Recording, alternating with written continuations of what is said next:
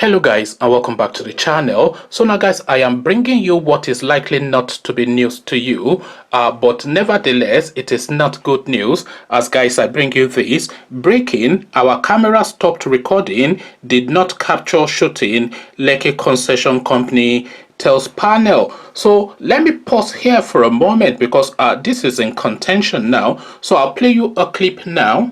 Who ordered people to be shot, and which branch of security services carried out the shootings? Well, I mean, from the footage that we could see, because there are cameras that are at that facility, it seems to me that there will be men in military uniform, which will be Nigerian army or something. So you're saying that it was military officers who ordered peaceful protesters to be shot at Likke? Yeah, that's what Likke the pictures, Tollgate. yes. They were there. That's what the footage, I mean, that's what it shows. Will that CCTV footage at the tollgate be part of the investigation that you have now called for? It will be. Certainly it will be. It will be. And they're starting on Monday. They're going to be available for the judicial panel to review. It will be.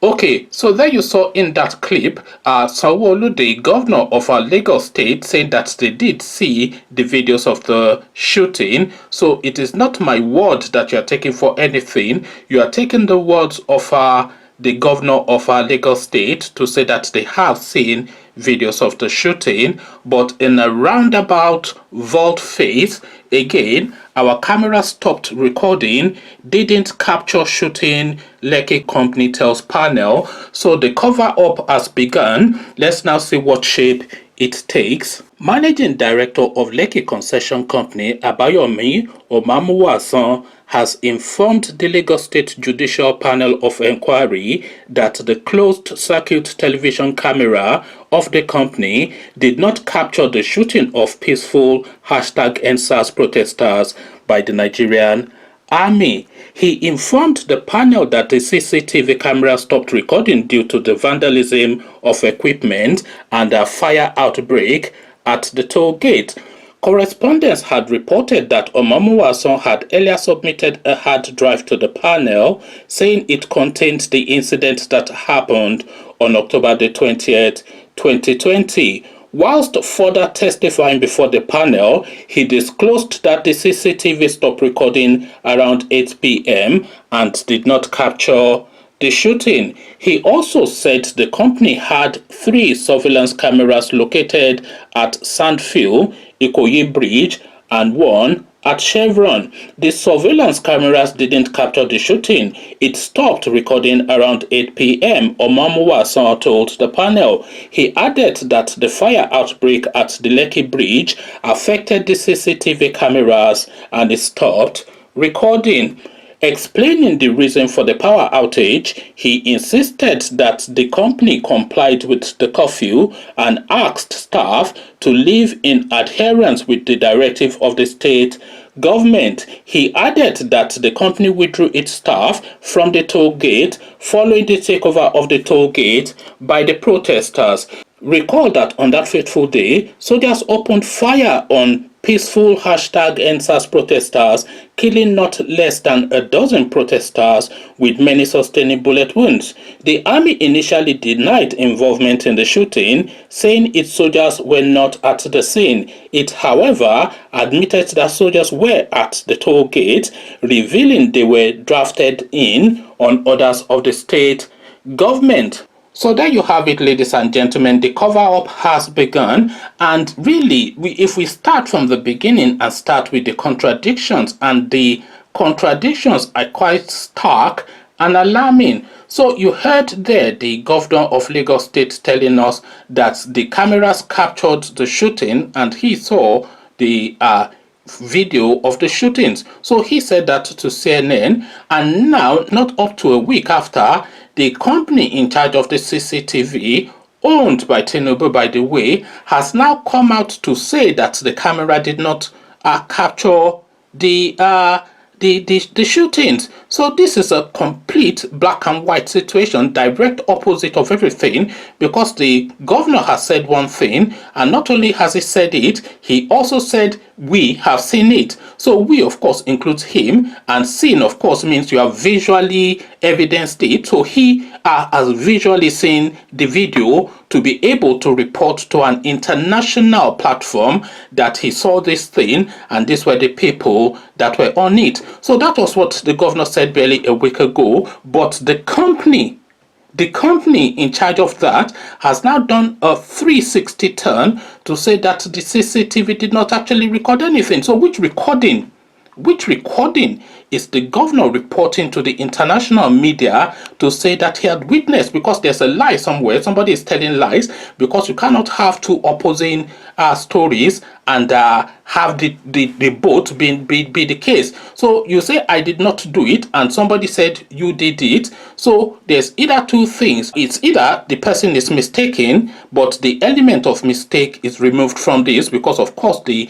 governor has said he's seen it, so there's no mistaking whether he saw or he did not see. So the only mistake, the only error now is that a lie is being told. So the lie is either being told by the governor to claim that he has seen what he did not see, or the lie is now being told by this company to say that the CCTV stopped working, when in fact the CCTV captured the entirety of what transpired. So a lie is being told, but then of course that is not the only lie that is being told. The army told us that there were no soldiers on the scene. That was the first opening line that they came up with, and then that evolved to they were on the scene, because of course they couldn't maintain that lie for too long, because everybody saw them, to the point that Amnesty International did a timeline of them leaving their base in Bonny Camp in Ikoyi and tracked them all the way to the scene. So there was no denying them not being on the scene anymore.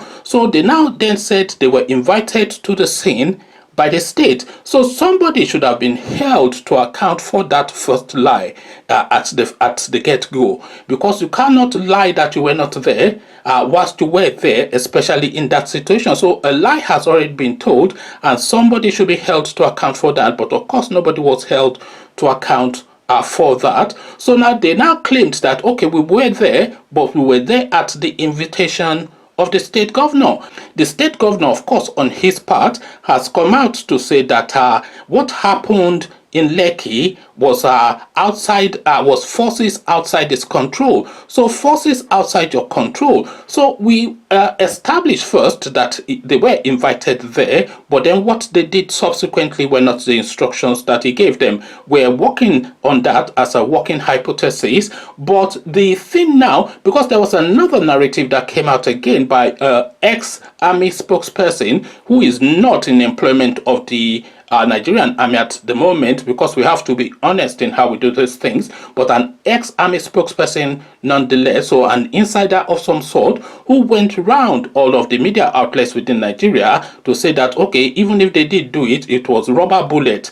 So it was rubber bullet, and he said the rubber bullet would not even break your pigmentation. But then of course we've seen several instances of big people in hospital receiving treatment for bullet wounds effectively. So this is now, so this is lies upon lies and mudding of waters. So now the latest installment now is now these people coming out to tell us that what the governor saw he did not actually see. It's like a Jedi mind trick. I'm not sure if any of you I've ever watched Star Wars or anything. What you saw, you did not see. This is what the territory we're in now. What you saw, you did not see, is effectively what we're contending with now. Conversations in the comment section, abracadabra territory is where we are now. Professor Pella, magic wands, and the rabbit from the hat and everything, all the tricks are in play now, but the upshot of it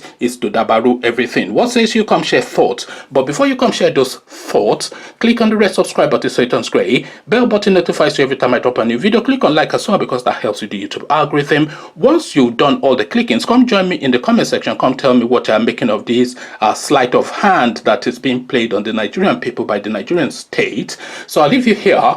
Carry this conversation on with you in the comment section, but here I say peace.